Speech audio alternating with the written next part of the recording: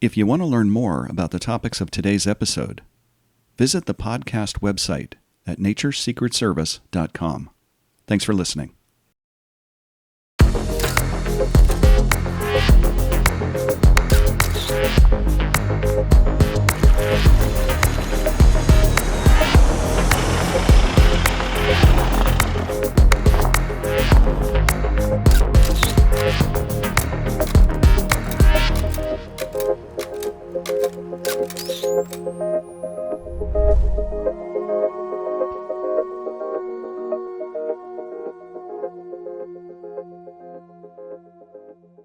Okay, people, listen up. Here we go. This is Nature's Secret Service, the podcast that puts you in the room with the men and women of wildlife law enforcement. I'm Ed Newcomer, your host, and I was a special agent with the U.S. Fish and Wildlife Service for more than 20 years. Our guest today is former Special Agent Steve Stoinski. You might remember Steve from Season 1 of Nature's Secret Service. He's been on the podcast before, and I'm sure he'll be on the podcast again. But I'm super excited to have him here today as part of our season on wolves. Steve, thank you so much for being back on the podcast. It's always a pleasure to talk to you and see you, and I really appreciate you being part of this. Well, thanks for having me, Ed. Good to see you again. Absolutely. Hey, refresh everybody's memory. How long were you a special agent for U.S. Fish and Wildlife Service? Just about 25 years. Yeah, you came on before me, and I can't remember what year you were hired. Was it late 90s? 98. 98. Okay. Yeah, we were talking the other day about what special agent class we were in, and I think I was in 26 and you were in 23 or 2, something like that. Yeah, I think 23. Okay. 23.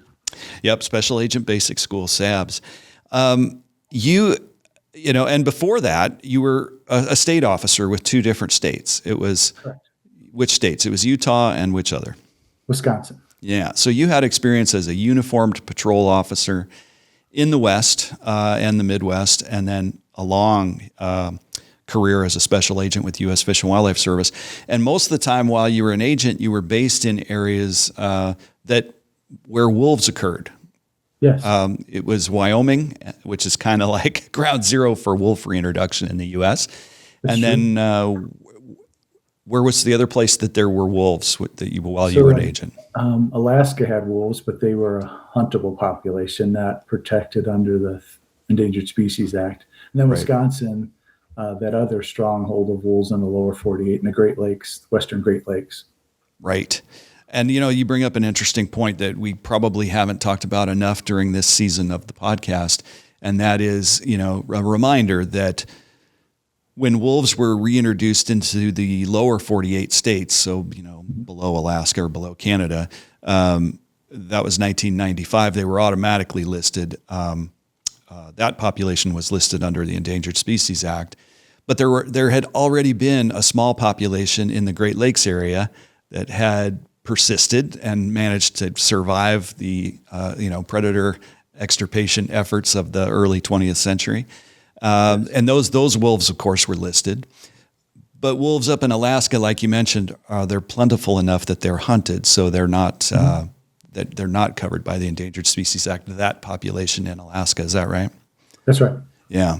And, you know, an important thing that I reminded myself of just the other day, I went online and I looked up the Endangered Species Act and I searched wolves. And, it reminded me that, you know, wolves were listed under the Endangered Species Act going back to 1967. And then they were relisted in the 1973 amendments to the act. And so, you know, even though we hadn't gone through wolf reintroduction yet, that, of course, covered the Great Lakes wolves. And then every once in a while, wolves would naturally migrate down from Canada into the U.S., maybe northern Washington or northern Idaho or Montana. And once they crossed that international border, they were automatically listed under the ESA for protection. Couldn't be killed. Right. So that was even before reintroduction. But anyway, I got a little off there. You worked in some really important areas for wolf reintroduction and wolf conservation during your career. How many wolf cases or wolf investigations do you think you were involved in during your career as an agent, just as an agent? Well, excluding the ones that might have been Lacey Act related in Alaska, Okay. I'm going to guess somewhere between 50 and 75 wolf investigations. Wow. I say that not including the number of wolves, because some cases had multiple wolves as part of that investigation. But every wolf that got killed in one way, shape, or form, my office or another agent's office in Wisconsin or Minnesota was notified. Here in Wyoming, I and another agent were point agents for wolf killings here right before they got delisted again in 2017. Right. Yeah. I mean, you worked basically in the Lander, Wyoming area, which is, I don't know what your particular area of responsibility was as an agent, but if you look at a map of Wyoming, Lander is kind of like dead center southeast of Yellowstone National Park. So of course, That's correct. as wolf populations grew, Lander was ideal habitat, or that area around Lander. Yeah. Mm-hmm. So, you have an interesting, the Fish and Wildlife Service, U.S. Fish and Wildlife Service, has a national forensics laboratory, and they've always said something interesting about you. What is it they say about you and evidence? Yeah, I got to know everybody on staff there really well, and I didn't really know. I just thought everybody was sending stuff in, and they do. Yeah. But several of the pathologists and the vets there and the forensics folks said, you send in more evidence than anybody we know. And a lot of it had to do with the number of eagles that were here in Wyoming or in Wisconsin, or the number of wolves, especially because every wolf I sent in to get an official autopsy for humans, but necropsies for wolves. And they helped me figure out what caused the death of each wolf that we recovered. So, yeah. I love it. I didn't know. I was hoping that was a compliment or just burying them with too much work. So, yeah. No, you know what? I think that definitely was a compliment because, in the service, as we've talked about before on this podcast, it's a small agency. Mm-hmm. Everybody knows each other. And I think the greatest compliment any agent could ever receive is something along the lines of, you're a worker. And when you're sending stuff to the lab, you're working. You're, obviously you're producing, you're doing stuff. And I think that is a compliment when somebody says, man, you're producing above and beyond what everybody else is. That's a compliment. Yeah, true. Thanks. Yeah, of course. It's also interesting that because we've talked also before on this podcast about the diversity of work between agents, depending on where they were in the country. And, you were sending a lot of animals to the lab for necropsies, whether it was bald eagles or wolves or maybe grizzly bears or whatever, for cause of death analysis, bullet trajectories, whatever. And, where I was in Southern California, most of the lab work we were doing was probably DNA related because we had a lot of animal parts coming in and out that we didn't know what they were. And we did a lot of caviar cases. And so all of that requires DNA work. So it's kind of funny because different sections of our lab probably knew different agents based on, what the majority of lab requests related to their particular niche was, Yeah, that's interesting. And I just thought of something when you said that. In all the years of working there, I never got to visit the lab. You never visited the lab? No, I wish I had, because so much work got done there without their help. My God, it just would have, it was so invaluable. And I always wanted to go there. And I never got a chance to see the lab with all that stuff they did to help us in the field. I just never got to see it. It was kind of a bummer. Yeah, that's a shame. I mean, I think maybe I got to go there because I worked in the same region that the lab was located in. Yeah. So I got to go there 2 or 3 times. And yeah, every time I went, it's just so impressive because, I mean, it is a totally legit crime lab. It's just completely dedicated to wildlife crime. Mm-hmm. So it's a pretty impressive facility. In fact, I'm supposed to go up there soon to volunteer to help them mount some butterflies for for their morphology section. I just need to find the time. If you need help, I am retired. I will travel, so then I get to see the place. Yeah, well, I'm going to try to do it this summer, so we'll be in touch. But hey, before you and I get off talking about other things like we tend to do when we're together, let's get back to wolves. And of these wolf cases that you've done, obviously you and I have talked about some of them. And I think there were two that we really wanted to talk about today. And one's kind of unique because of how it involves Canada. So let's talk about these two wolf cases that you and I talked about before. Which one do you want to start with? You want to start with the one that involved Canada? I think let's talk about the one that involved Wisconsin, because that one helps set the stage for some of the things that we did in Canada. Okay, perfect. You know how when you get experience as an agent, sometimes the lessons you learn from one investigation help you in another one. And so I think that order would be helpful in this instance. So. Okay, let's do that. So let's start with like the year. And then also, before we jump right into the facts of that case, can you just refresh listeners a little bit about the population of wolves there in the Great Lakes area? So my understanding is back in the day, pre-European settlement, I don't know how they estimate this, but they estimated that there was between 250 to maybe 1 million wolves in North America, which is pretty remarkable. And currently they estimate the population in the lower 48 to be around 6,000. And that would be roughly 3,500 in the Great Lakes area, and then another 2,500 here in the western states. Okay. So, and they had population goals for each area. I don't remember what the population goal was in the Great Lakes. It seems to me that each state had their own that they could handle. And I don't remember what each individual state said: Michigan, Minnesota, and Wisconsin. And being assigned to Wisconsin, I mostly paid attention to Wisconsin wolves. So. Gotcha. And when you say population goals, you're talking about their like recovery under the Endangered Species Act, right?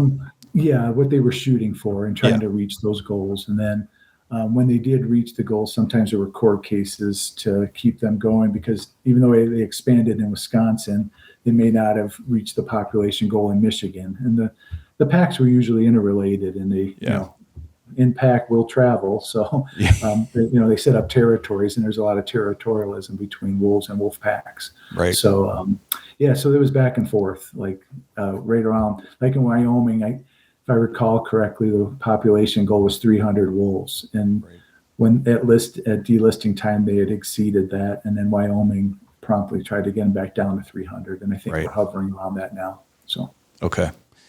Yeah. We'll talk a little bit about that at the end of this episode about, Wyoming's current wolf management plans and things like that. Yeah. So, tell us about.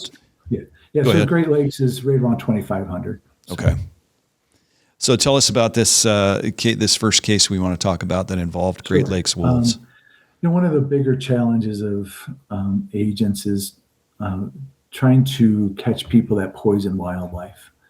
And poisoning cases can be challenging. Having to link the victims, the dead animals, to the poison site, and then the poison in the baits or whatever they put out there to the person who put it there. And as you know, out in nature, there's nobody hiding around the corner. We have trail cams now, but for the most part, in the early days, nobody came out of the woods and said, "Hey, somebody's poisoning all of our friends here in the woods." So it's a quiet place to commit a crime. Exactly. And no witnesses around. So it's a tough challenge.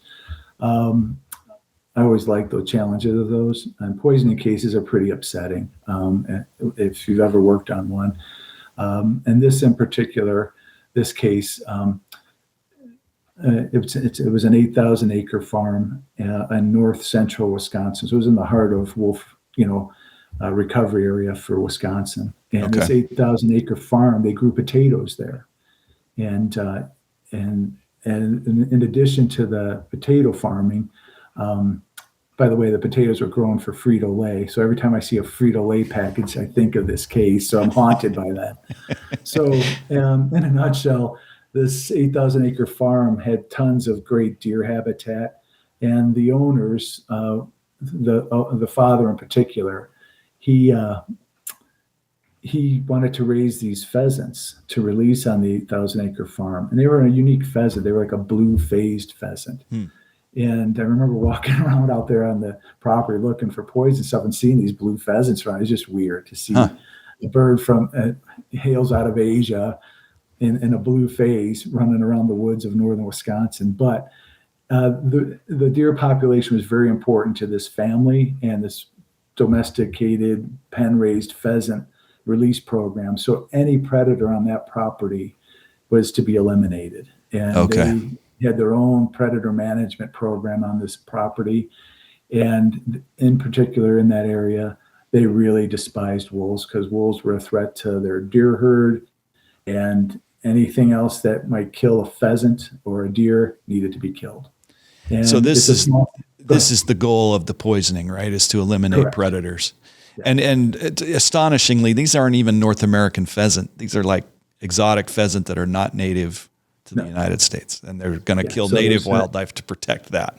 Yeah, so we have Okay. this basically an unauthorized release of a pen-raised animal on this farm. There are no permits for it. Releasing these pheasants on this farm and then killing our native wildlife to protect this pen-raised animal seems, just a contradiction in conservation, if you will. Totally. Yeah.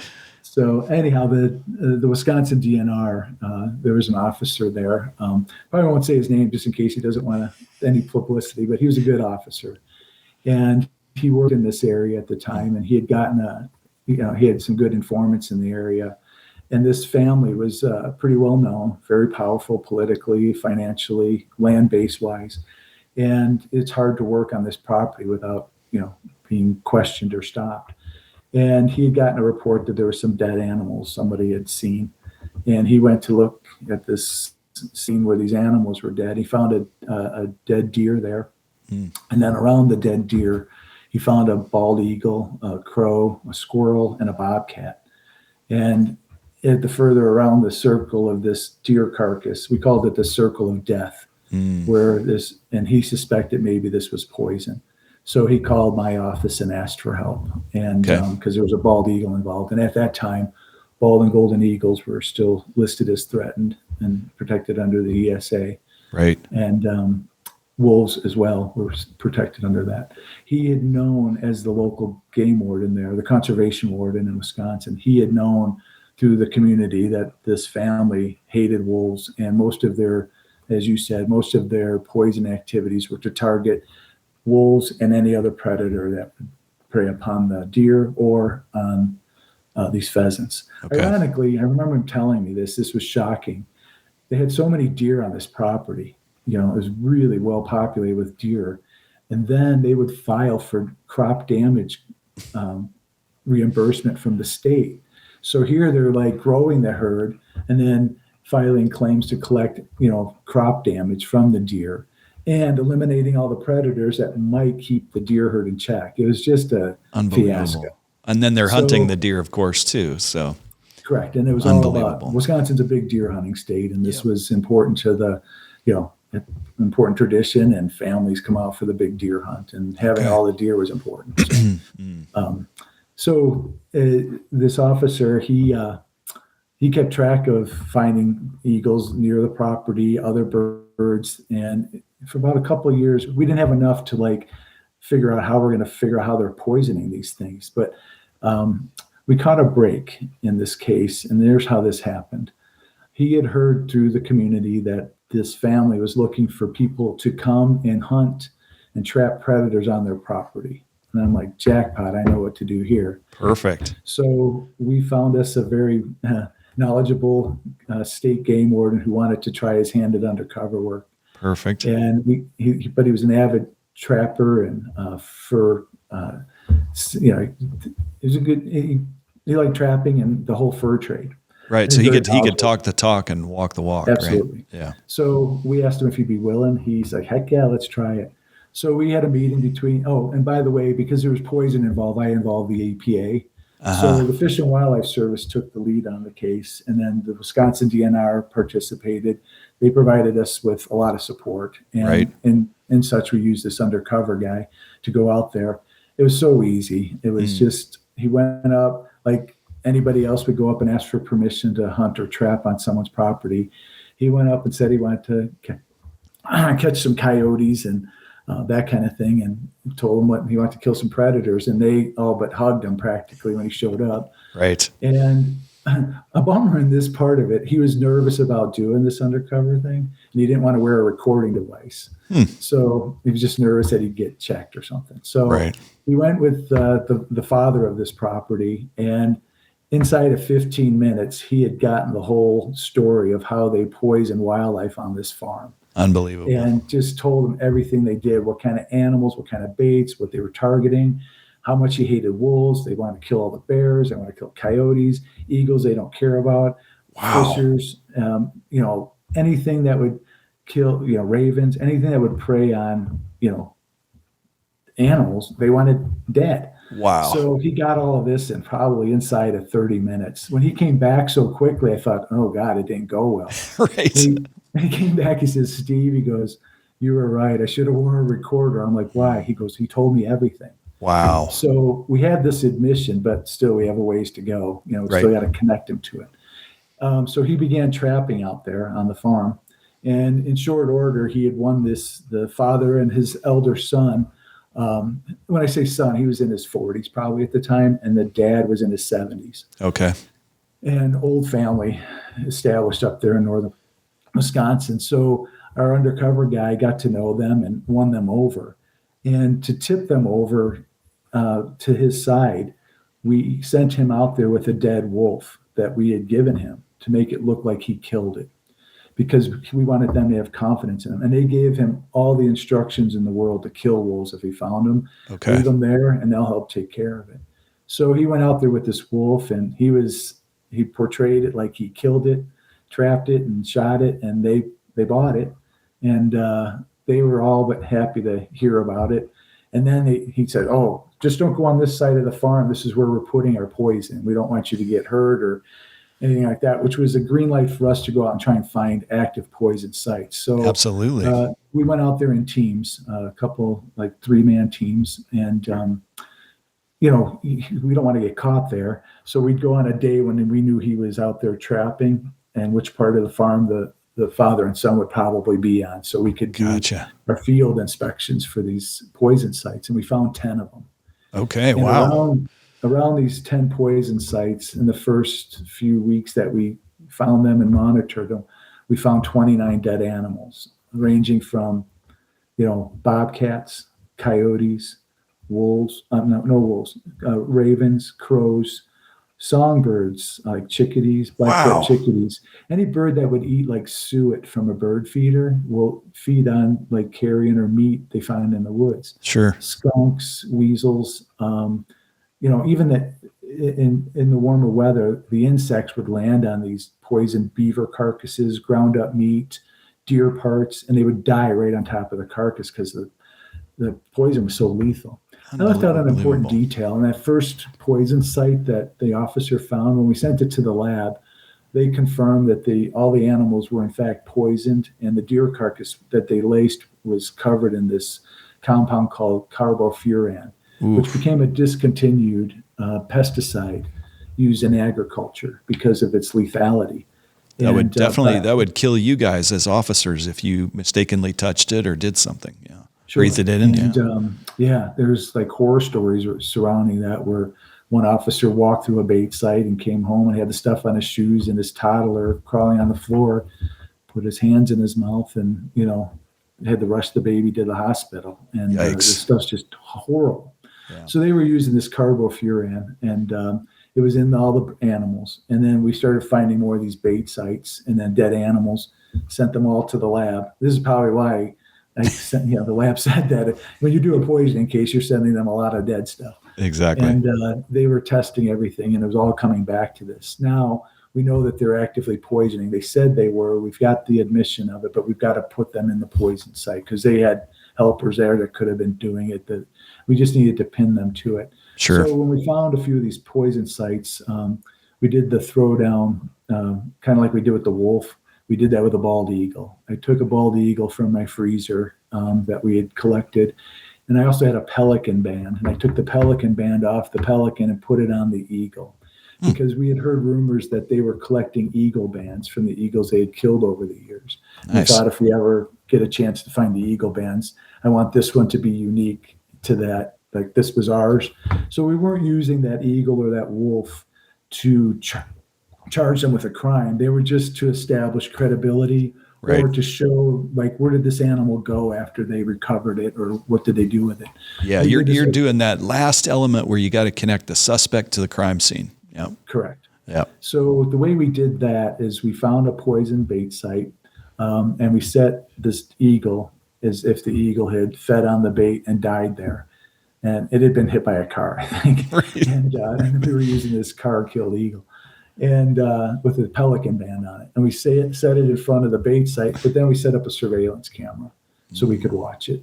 And sadly, the son in his 40s came out there with his 10-year-old boy at the time, and they saw the eagle, picked it up. We had no audio in those days, and we were just holding up the eagle, showing his kid this eagle, and then they went off camera with the eagle. We recovered it later.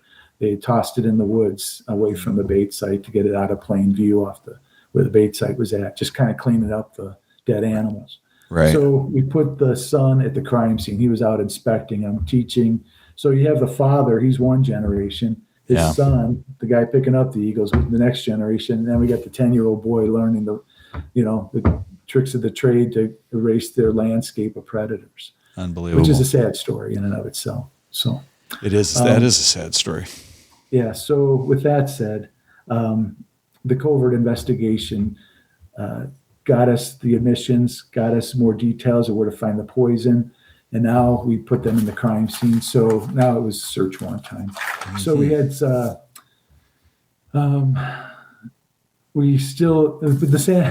this was so much was talked about in wolves between the farmer and our undercover guy, but we had not found one dead wolf at this point. Okay, that was going to be my next question: is where's the wolf come in here?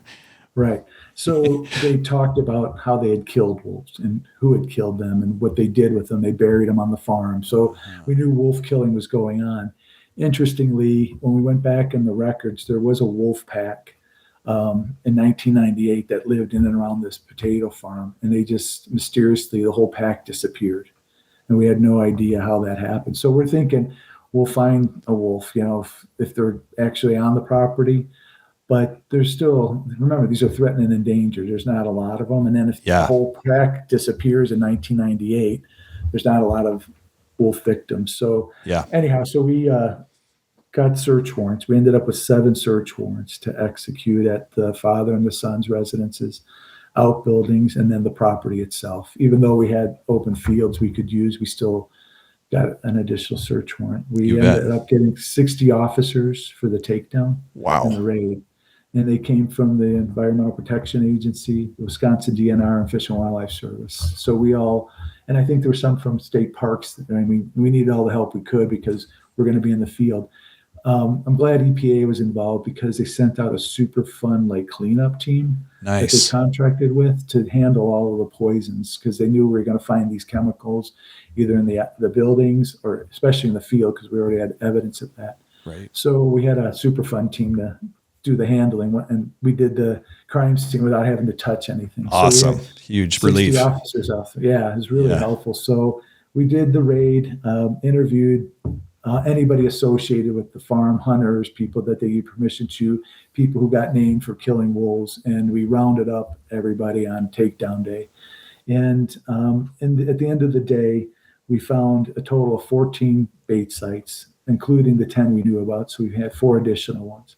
And at the end of the tally was over 75 animals were found in total on these points, and none of them were wolves. We had 7 eagles, and I don't know if your viewers know this, but 1 eagle is a misdemeanor, 2 eagles is a felony, and we had exceeded. We didn't know about the other 5. And I know people will always ask this, what took you so long to go out there and clean this up?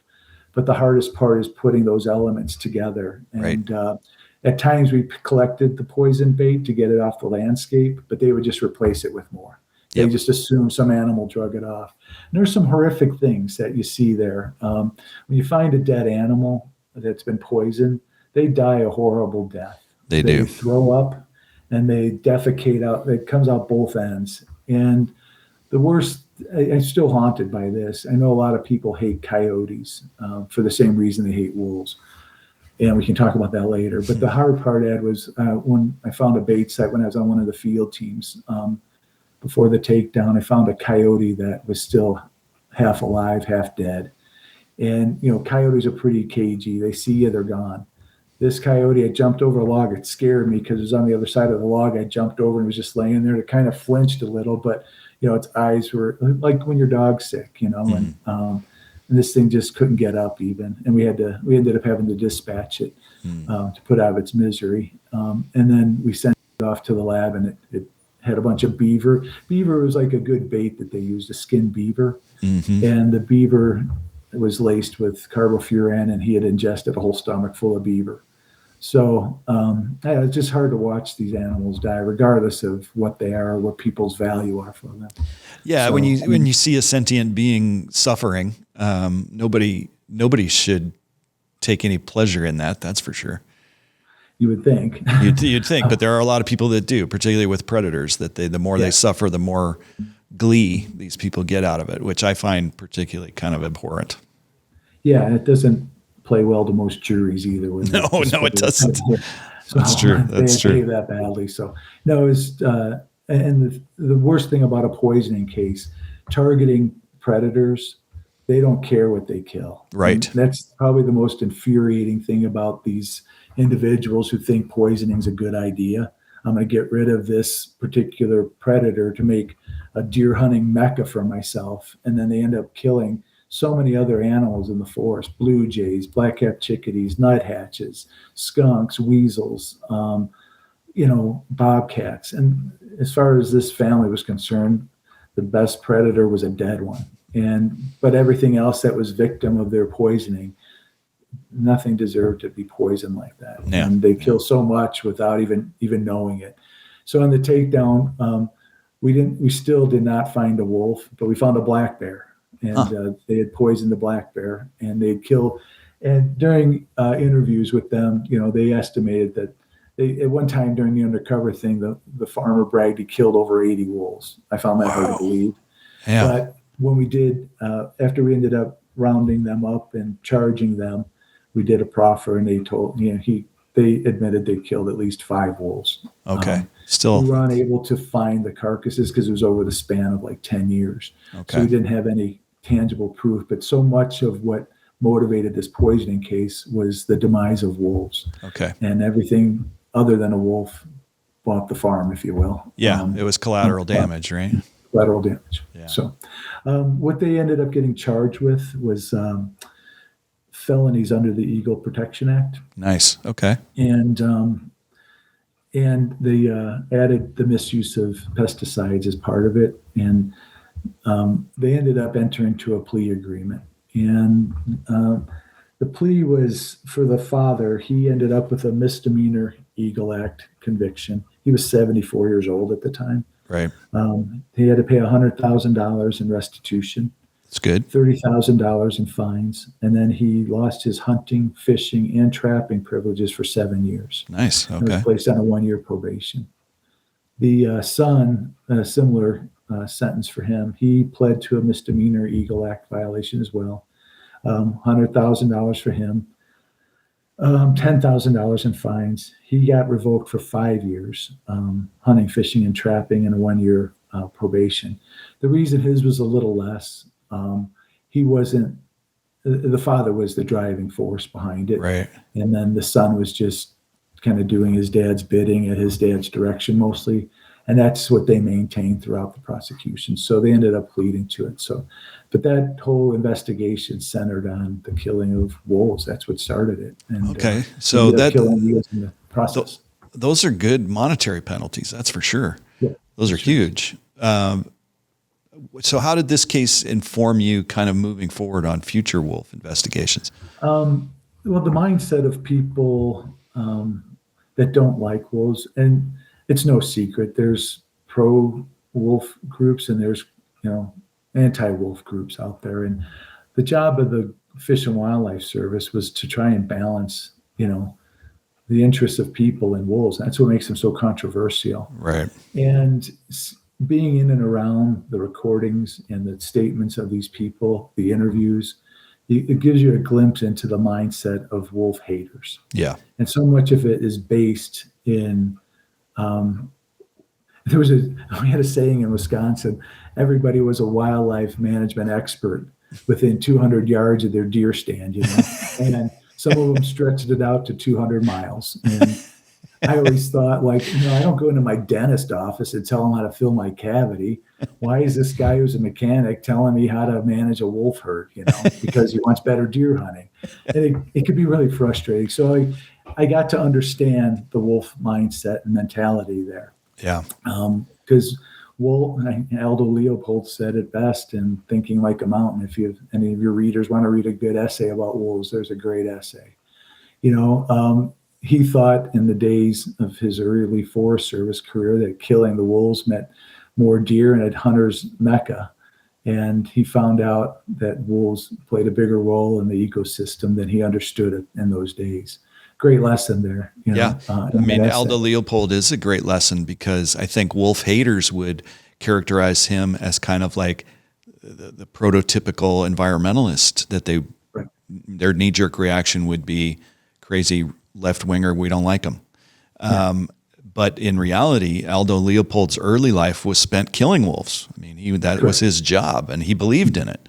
Yeah. And he changed his opinion on that, which is kind of something that everybody should maybe pay attention to, because he was a trained environmentalist, biologist who was a ranger.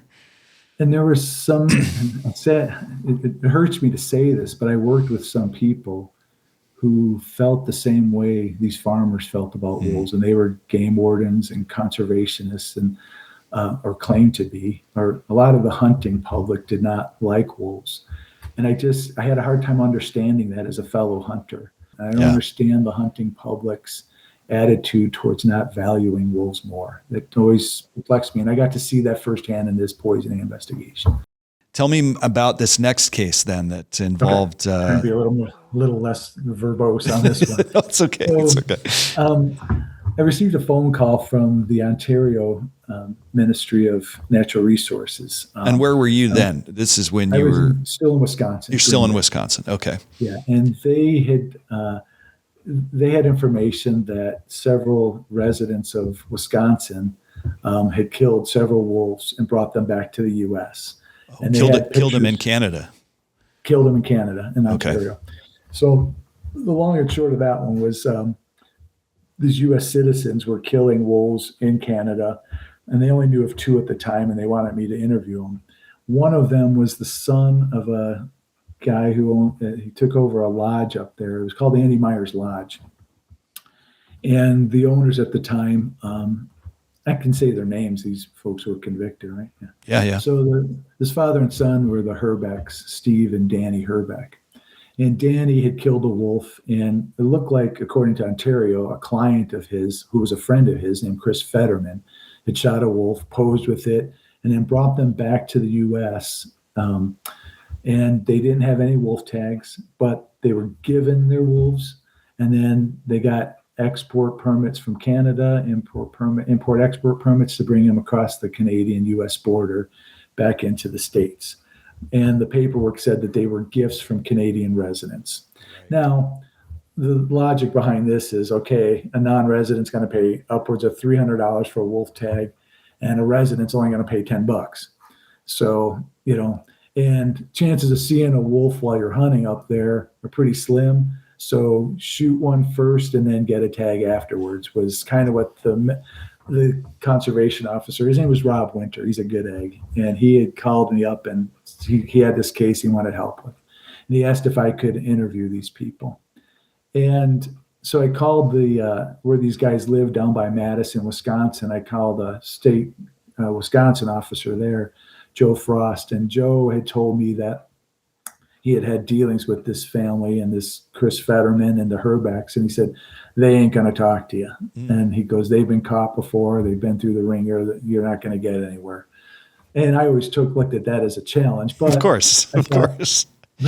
So before I interviewed him, I tried to do a little background, and I found out that they go to an All Canada show over in Green Bay, which was where I was stationed. And All Canada show is all these hunting and fishing guides show up by a facility near Lambeau Field where the Packers play. and they put up these booths and they advertise hunts. So I thought, oh, I'll just go in and see if I could talk to one of these guys as an undercover guy looking to go on a hunt. So that was my tactic. And as fate would have it, I went there, and Danny Herbeck, the son, was there at the booth manning it. And I came up to the booth. They had a big banner, Andy Myers Lodge. And long story short, he's talking to a couple of hunters there, and I'm listening in. And he's talking about wolves. And so my in with him was I was interested in a fishing trip with him up in Canada. And I've never done one of those, and I always wanted to go. I told him I went on a caribou hunt in Alaska because I was stationed there. Right. And I tried to kill a wolf there, but I never saw one. It never came to my caribou gut pile. I told him, he goes, and I just made because of the Stoinski case, the farmer case, I thought, I'm going to hate wolves just like everybody else. So I use that as my persona. And I go, perfect. I hate them goddamn things. I tried to kill one in Alaska. I'd like to kill one here in Wisconsin. And that opened the door, and the floodgates opened with this guy. And he told me, between you and I, don't tell anybody, but if you want to come hunt with us and you kill a wolf, we'll take care of it. Don't buy a tag until you kill it. And he told me what their MO was. I killed a couple wolves while I was up there. And I go and asked what he did with them. He brought them back to the States. So I kind of knew that he had done this. And then he told me how they do it and how many wolves they're killing, all the other animals and fishing opportunities. So I just wrote this up as a report, sent it to the Canadians, and they're like, okay, this is too good to pass up. Do you guys want to help us with an undercover operation? Nice. So we set up an agreement between the U.S. and the province of Ontario, and we developed this undercover project. And I would just go, they asked if I would do the undercover work. So I and another agent booked a hunt with Andy Myers to go on a cast and blast. They didn't want us to go wolf hunting right away. They want us to build up the rapport. So we went 1 year. We hunted waterfowl, and we went fishing, and we hunted grouse, and we did nothing legal.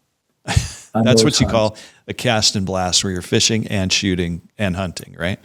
Correct. Got it. Okay. It was, go on a hunting trip and then go fishing on Eagle Lake up there in Ontario is where we went. It's a beautiful rustic lodge. Now, Andy Myers, he started that lodge way back in the day, and then it sold, transferred hands, and that's how the Herbecks ended up with it. It's a legendary lodge. It was like one of the first ones in like 1910 or something, if I remember right. Okay. But it's a beautiful place. Yeah. So you're up there, and nothing legal is happening up in. No. Now so in other words, they're violating Canadian hunting laws, right? Yes. Yeah. And okay. We were shooting. The 1 year there was three of them. There was Danny Herbeck and Fetterman and another guy named Travis Rundy. They were high school friends or something from Wisconsin. Fetterman and Herbeck were guides for the business. And then their friend came up. So we booked this undercover hunt with them, me and the other agent. We're paying clients, and these guys are guiding, but they're hunting with us. Of course. So we decided on like one of our hunts not to shoot anything, like to miss. And they shot all of our geese, and we didn't hit a one.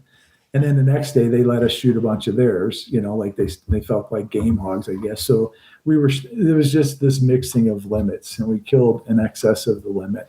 Okay. And then when we get back to the lodge, we went out grouse hunting, and we're shooting from vehicles, and anything they said went. They were drinking and driving and shooting stuff off the road. And these are supposed to be professional guides. Yeah. And here they're just pillaging the resource for money and breaking the laws while they're doing it.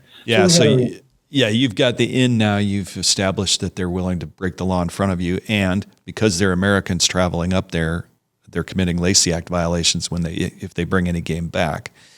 And then falsifying documents. And falsifying documents, import violations, which is smuggling. Exactly. Okay, we had our foot in the door with them. Yeah. And that leads you then to a wolf hunt, huh? Yes, and then it's so they trusted us. We did things wrong with them, and everybody was cool with that. So the next year we went up on a deer hunt / wolf hunt, and this is where things got interesting. So the Canadians wanted us to shoot a wolf if we saw one. So we hunted like 3 days and didn't hear or see a wolf. It's pretty hard to do. Yeah, it is hard to do. To see one in the wild. And, some people say they're everywhere. No, it's not easy. Mm-mm. So they gave us calls to try and call a wolf in. They wanted us to kill a wolf just to see what the Herbecks would do with it. Right. So by the fourth day, we had a meeting, and I said, because of the farmer poisoning case, I said, "You guys got any throwdown wolves we could use?" And they're like, "Yeah, we do. We just got one here this year. There's a mangy female that someone had shot with a 12 gauge shotgun in the neck and blew a big hole in it." And So it looked so terrible. the Canadian officers had this like in their Yes, freezer. They're right. going to give it to you as a throwdown, which you can put down and then claim to your targets that you killed it.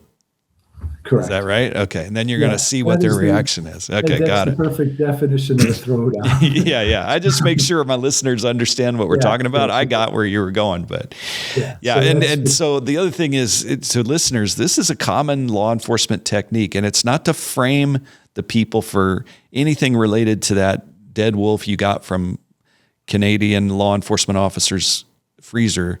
It's basically to demonstrate what they do with it after you as an undercover officer claim that you killed it. And this is something I did during my career. If you get a roadkill animal and you claim you killed it to build credibility or to just push it along to show the culpability and what the bad guys are going to do once they think you've actually violated the law. right. And a lot of people would think, oh, that was like an entrapment. Yeah, But it's not in no entrapment. way, shape, or form were we using that wolf to develop charges or Right. use against the suspects or the targets of the investigation. Yeah. It was just to establish, like you said, credibility, to make Yeah. it look like we killed one, Exactly. just to see where it went. So we were running out of time to do the wolf killing. So we got this throwdown wolf, and Rob Winter carried this thing in like 2 miles in a backpack. He dumps it on the ground by my deer stand, and it looked terrible. But he was a clever game warden, and he found a roadkill that morning, a deer.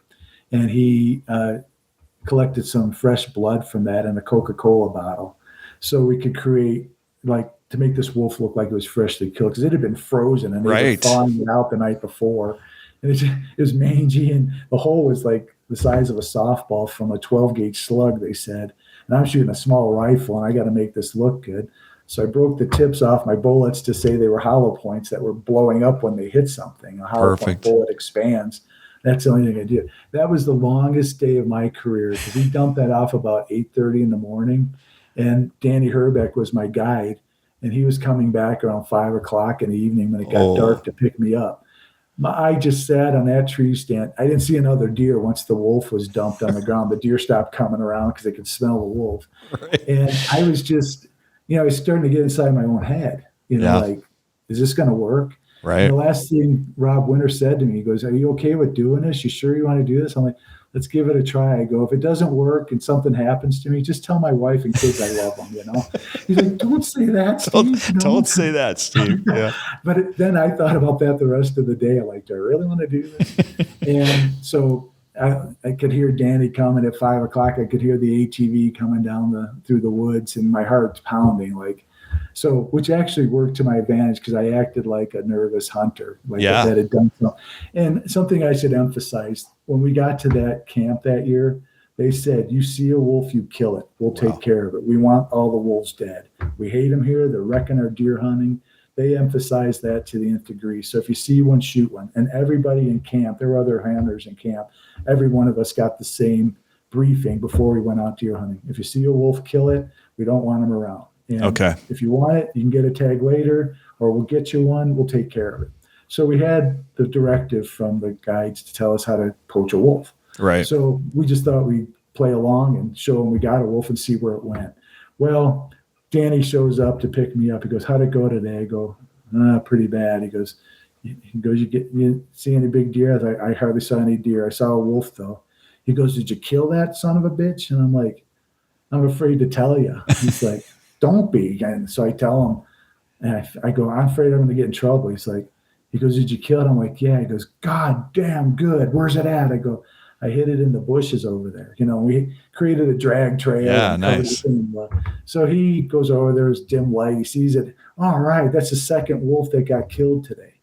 I'm in the fold now, because now I'm a wolf killer with my throwdown wolf, and I'm into the fold. Anyhow, to speed this along, some guys hunting from New York, one of them had shot a wolf that same day. And then I was introduced to him, and him and I were kindred souls now, and we were like getting pats on the back from all the other hunters in camp, and you guys killed a wolf. And then I was starting to hear all the stories that we needed to hear about of who killed a wolf, who got a tag for so and so. They were telling us everything because we were the trusted group of wolf killers. Fast forward, this New York guy, his friend, owned a bar, and he wanted to keep the wolf and get it back to the U.S. So we had to go buy tags after the fact. My wolf was so beat up that they said, don't waste your time with it. We'll give you a better hide when you get back to the States. We're just going to throw your wolf in a ditch. So they did. The New York guy killed a really nice big wolf, and he was going to get it. Then his friend, when he started to see how much it was costing for the permits and all that, he didn't want it. And the guy who shot it was really upset with Steve Herbeck, the dad, because he was telling everybody, shoot a wolf and I've got a tag, I'll give it to you. And now he didn't want to give him his tag. And now he's getting kind of annoyed because you told me to shoot a wolf. I shoot one. Now you're telling me I got to pay to go buy these permits, and I got to lie to the government about these forms. And it was a mess. And he was really upset. And by the time he went through the process, and hearing about the process, he didn't want to do it. Right. So the next day, he was supposed to go into the natural resource office to fill out the paperwork to get a tag.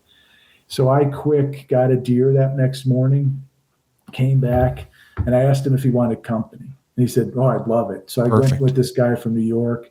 We went into the office. I watched him lie about everything, fill out all the forms. And in Canada, in Ontario, you can't record anybody, so you have to watch and see it and then write it all down. Got it. So he's going to go back and go tag his wolf and bring it back to the lodge.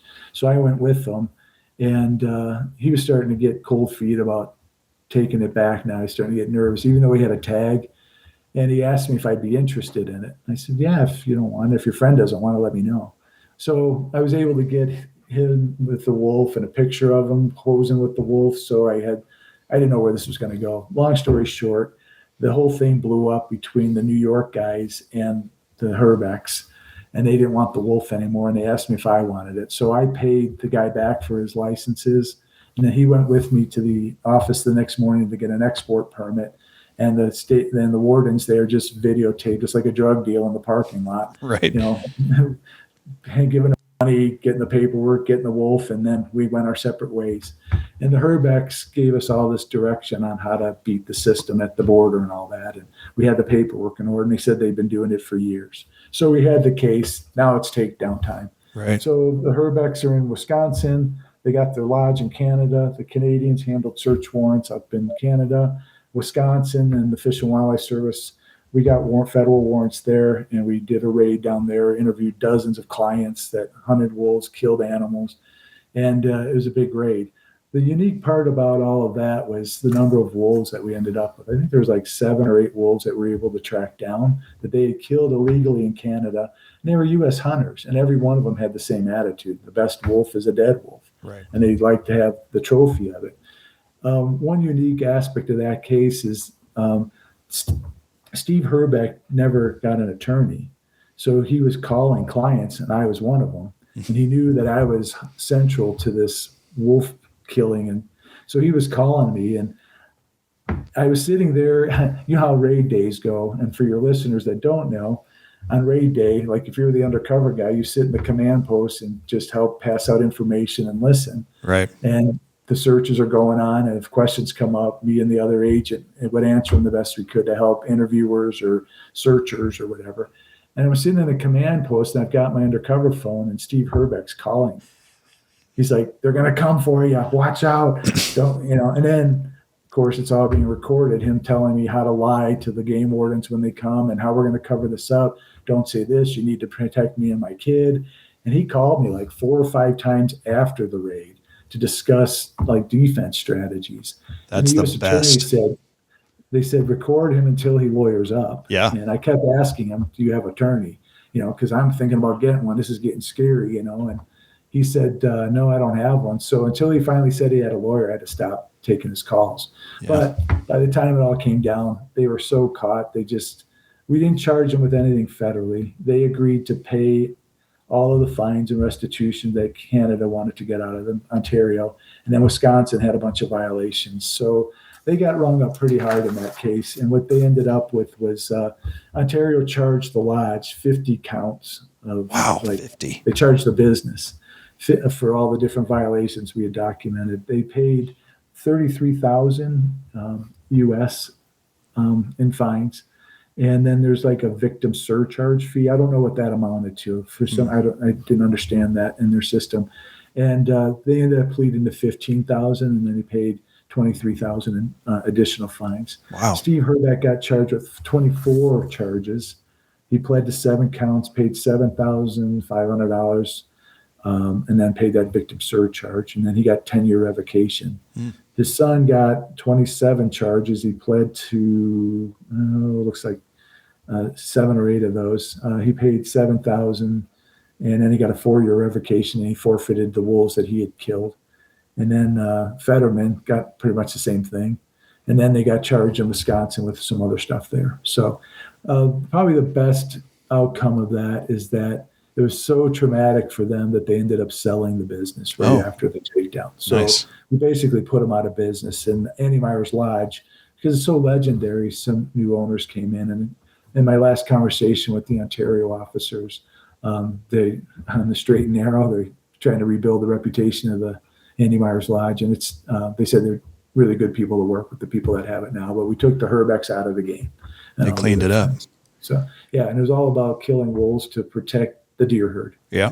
That's a recurring kind of theme built on a myth that wolves, decimate deer herds, and so you have to eliminate wolves, which is so kind of, I don't understand how people get to that logic, because if you just look at the biology of it, that has not ever been proven to be true. You know what I mean?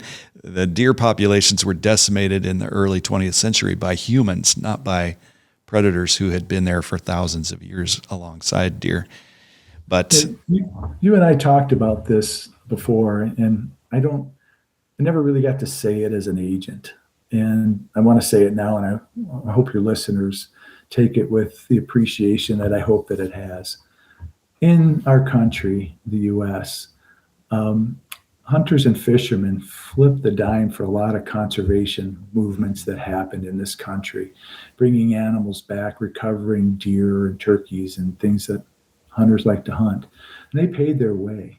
The one thing that always bothered me is that, and part of that, wolves were recovered because of hunting and fishing dollars that funded, Pittman Robertson funds that excise taxes. And hunters helped recover wolves, maybe unwittingly, and maybe a lot of hunters would say, well, this is stupid. Why'd the government kill them only to try and bring them back? Well, we did that with a lot of wildlife. Yeah, exactly. And these wolves were protected as endangered, and they recovered. And hunters should have been waving the banner of success of another recovered species.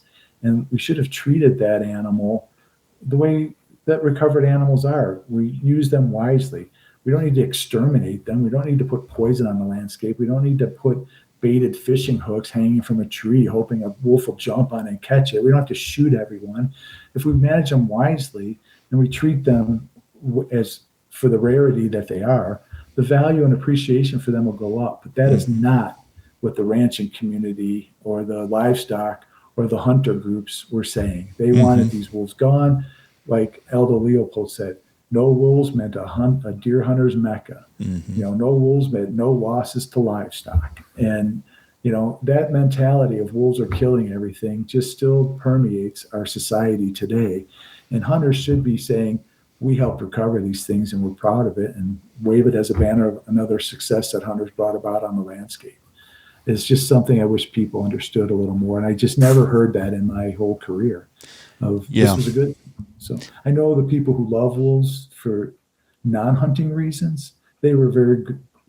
They're wonderful people that support this, but then we have these diametric, opposing forces. Yeah. But there's a middle road there somewhere, and I wish we could have struck it, especially in Wyoming. Yeah, and that's, I'm glad you said Wyoming, because I want to jump to Wyoming now. You having been there, I think one of the most perplexing things to me is when I when I heard, as a Fish and Wildlife Special Agent, who was accustomed to these concepts you're talking about, when I heard that wolf populations were recovering in Wyoming and were doing so well that, they were going to be delisted there, my first thought was, well, this is great. Now, in the past, hunters have not been able to hunt wolves in Wyoming because they were endangered, threatened. Now, delisted, they will be able to hunt them. And, but in my mind, I'm thinking reasonably hunt them under a properly managed, game management system like they do trophy animals, Correct. And by allowing a healthy wolf population to exist, you're going to end up getting some pretty monster big wolves that,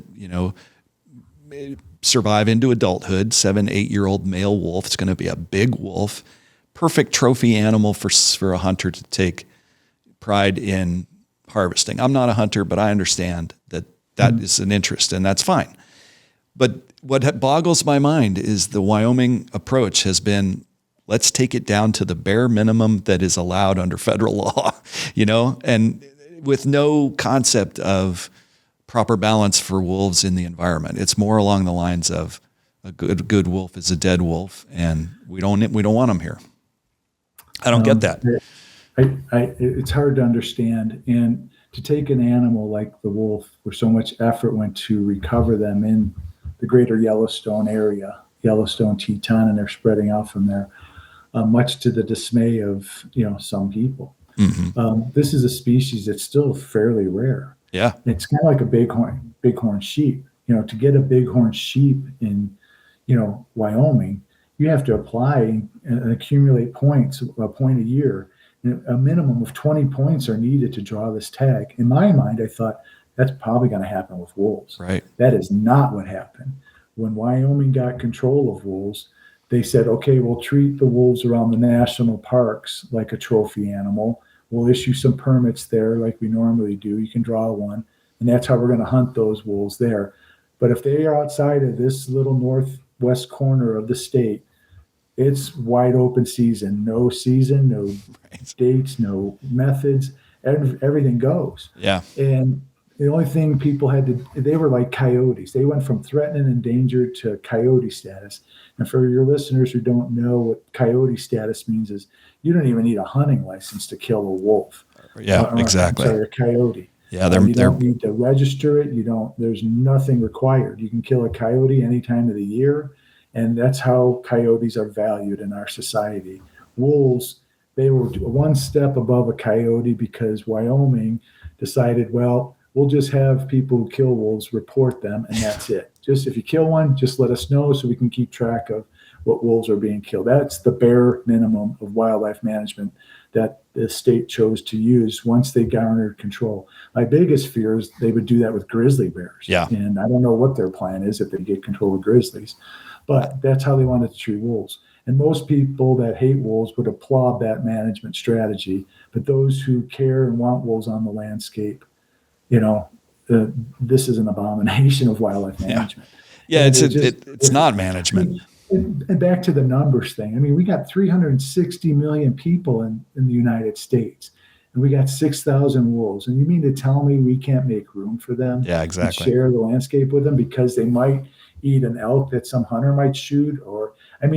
The livestock losses are pretty minimal. Yes. And there's a compensation program in place for if a wolf does do damage. Right. And the offending wolves get removed.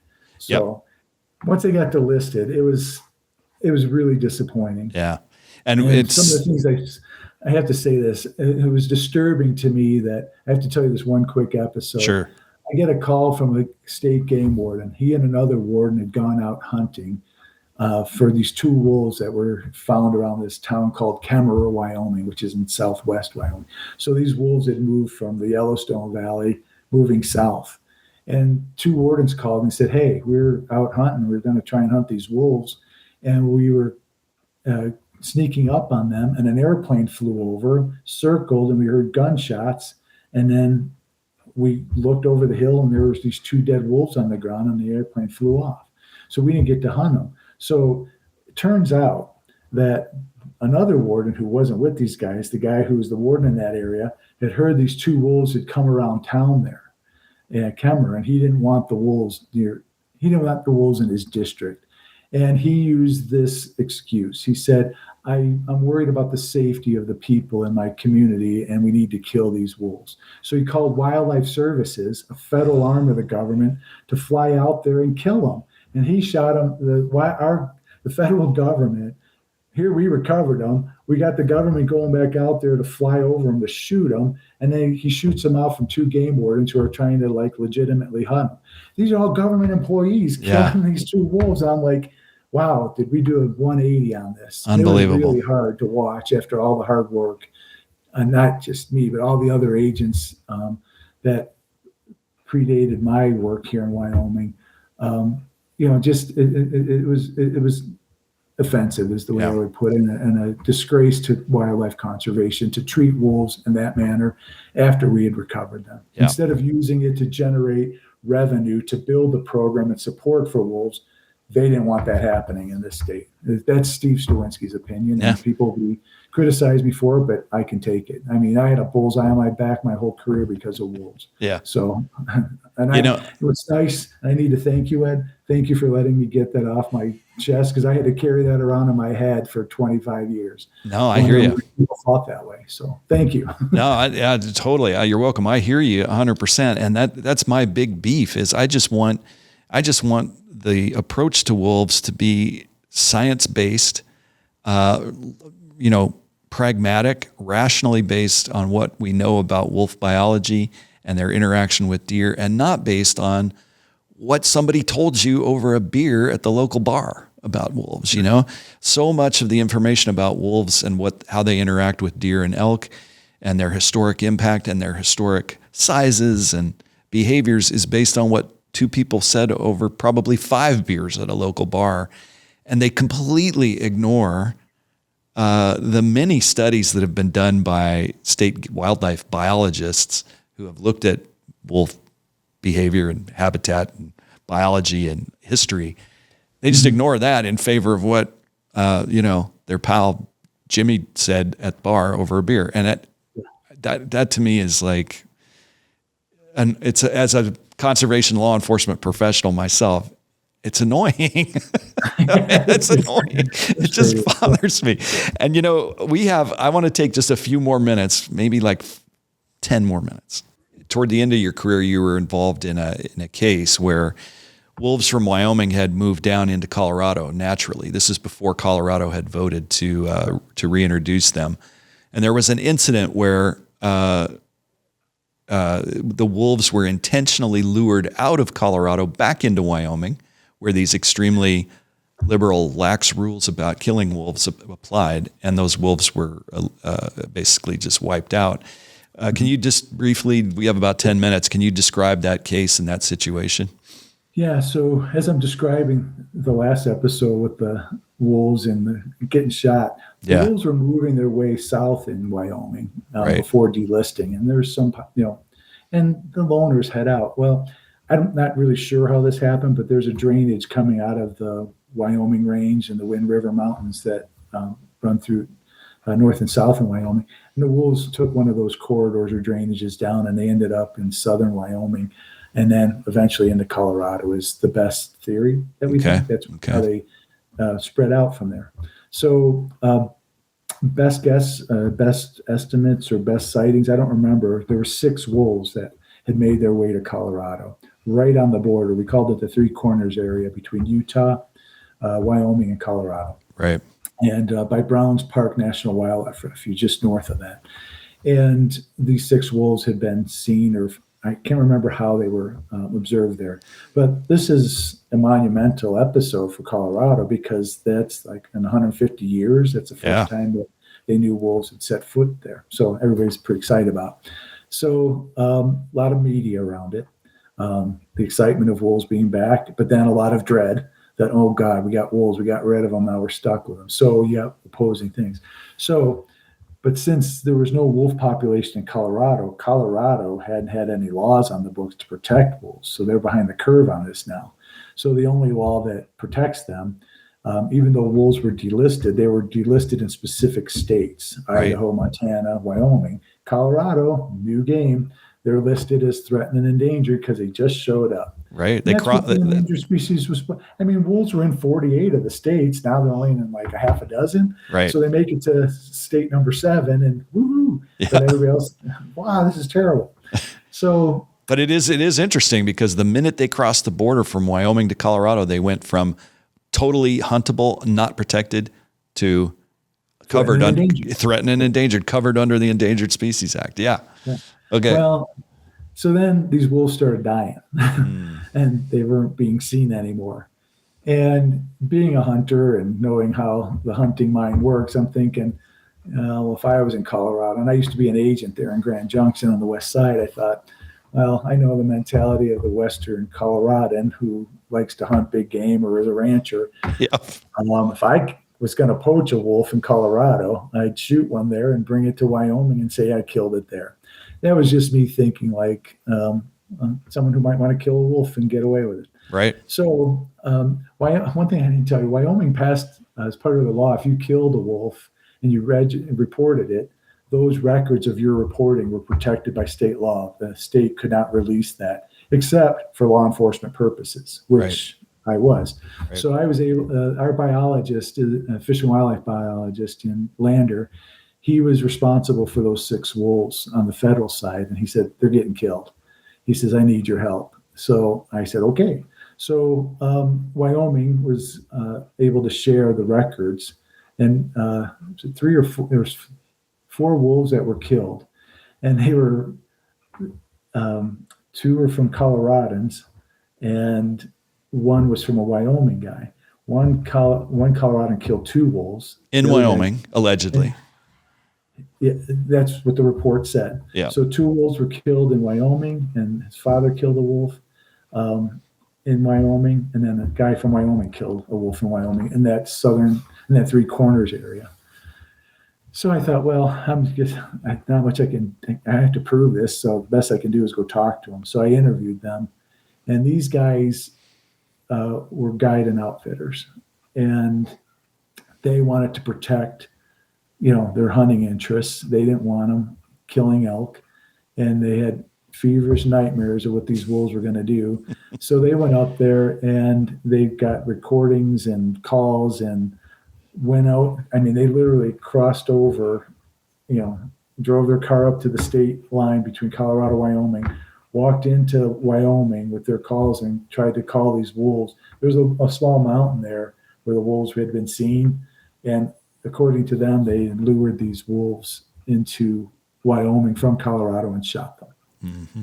And I'm thinking, holy crap, one guy killed 2 wolves. And most of the people in Colorado haven't even seen them yet. Exactly. And this guy's already killed 2. And that just seems ridiculous to me because Wyoming doesn't protect them. Mm-hmm. So long story short, this investigation went on. We got other leads and tips about other wolves that had been killed that didn't really lead us to anything that we could charge anybody with. They did it legally. The closest I got on one of the wolves was the guy initially said he stood on the Colorado side, saw the wolf on the Wyoming side, shot from Colorado into Wyoming, splitting hairs. That's the best I could do as far as, some bad act, but we didn't have enough to build a case. So what was frustrating about that case is that when we were done with it, it should have been closed. Right. And that I was the case agent on it. We were really short people, and this was right before I retired. So I started as the case agent of that. They gave it to we usually had 4 agents in Colorado. We only had 1, and that's why I was helping. I was covering Western Colorado, Utah, and Southern Wyoming the last 2 years of my career. Wow. Okay. And this wolf case ended up going back to the Colorado-based agent. He took it up to finish it up, and I helped him as much as he needed. And we weren't able to put a wolf case together, but the case was due to be closed. And from working there, every 90 days, update it or close it. And we had coming up, and it should have been closed. We had no other leads to follow. We had no case to bring forward. And you had done what's called a recommended for closure, right? So correct. You've actually put on paper that you recommend this case be closed. Again, I wasn't the agent at that point, but we were done, and the agent who had it was responsible for closing it. And orders from higher up than us said, we're not closing that. When I had the conversation with this individual, and I said, well, why aren't we closing that? And the reason I was given was that there's a wolf initiative on the ballot in Colorado, put to the voters, do we want to recover wolves or do we not?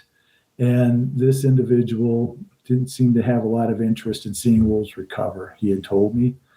And he left it open, so and I know that we're not allowed to release information about open cases. He wanted to keep it open, so no information about this wolf investigation or these 6 brand new wolves to Colorado would get out to the public, because he thought it might sway public opinion about wolves, mainly in favor of bringing wolves back, because people would have been outraged at hearing about this case, and the initiative would have gained more momentum. And that's not what this person decided. It was my impression from our conversation. That's what I took away from it. So the case stayed open. So it never got publicly released until after the ballot initiative was voted. It passed anyways. Yeah. But it was kept quiet so it wouldn't garner more support than it probably deserved. Yeah. When you told me this story, it really infuriated me, because the person we're talking about, we're not going to name him, but he was a special agent in charge for a region. He was actually a classmate of mine at the academy. And even as early as 20 years earlier at the academy, he had expressed anti-predator sentiments to me. And I remember arguing with him at the dining hall about it, because so many of his opinions about predators were based on just like fairy tales, grim fairy tales about the evils of predators. And so when you told me this, I was like, gosh, this guy didn't learn anything in 20 years of being a special agent for U.S. Fish and Wildlife Service. And more importantly, he's manipulating public documents to fit his narrative of how things should come out in a state ballot initiative. Just very disappointing. And I think, it's important for listeners to be aware that even among the ranks of people who are supposed to protect wildlife, sometimes you're fighting opinions within your own agency that don't match the science that your agency is producing. Yeah, and that's I didn't expect that in my career. No, me neither. I actually thought everybody.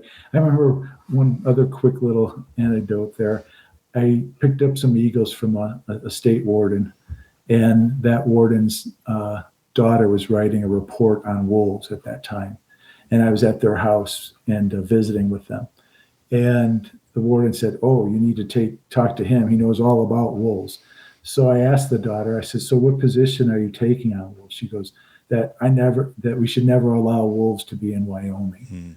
And I said, "Why do you feel that way?" She says, "Oh, because they're terrible for wildlife. They're terrible for livestock. We just don't need wolves, and that's the position I'm taking." And this is a young high school student. I said, yeah. "Have you ever seen a wolf in the wild or heard one call?" And her response was, "No, I never want to either." Oh, and I thought, wow, the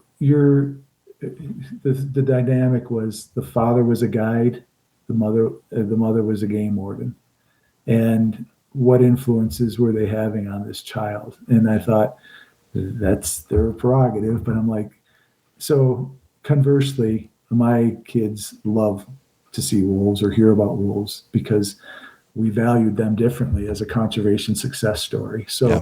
That's disturbing when people within our own ranks aren't even showing the support that they're charged with the responsibility of doing. And I don't mean to pick on them, but I have to live with that haunting of the officers I know. And there's other stories of that lack of support for wolves, even within our own ranks. And that's what I said. I felt like I had a bullseye on my back. Like, when I go interview people, I'm like, "Yep, I'm the wolf guy." And I go, "Take your best shot." So yeah, predators are a tough thing to defend. But, I was the oldest brother in my family, and I stuck up for my siblings, and I felt the same calling for wolves. So that's just the way it was. Yep. The underdog. Yep, Steve, I totally agree with you. This has been an amazing conversation, and it's one that we're going to continue to have throughout the rest of this season on Nature's Secret Service with other guests.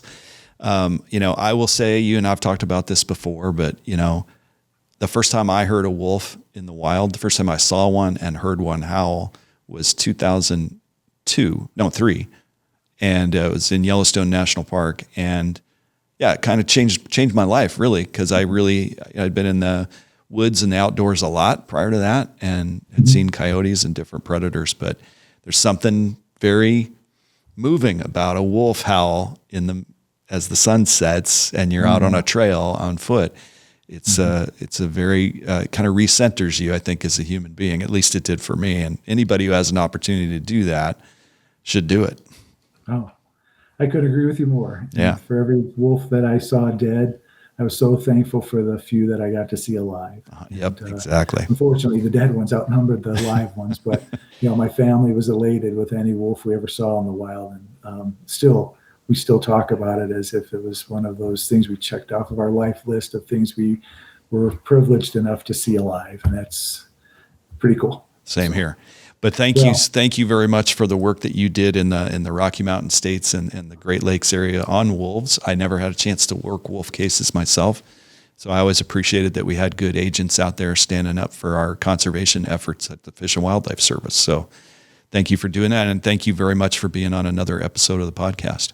Well, thanks for having me, and thanks for doing this and letting these stories come out through this program. I wish we could have done more of this when we were working, just to let the public know what we were doing for their wildlife. Not about us, it was about the resource that we were trying to protect, and we should have told more stories. And also, I want to thank all the agents who came before me who shored up the whole wolf conservation movement before I came into their positions behind them. I hope I did them proud, because they did good work. So thanks for having me. Absolutely, Steve. Anytime. You're welcome anytime. All right, everybody. Thank you very much for tuning in to another episode of Nature's Secret Service. We'll see you next time.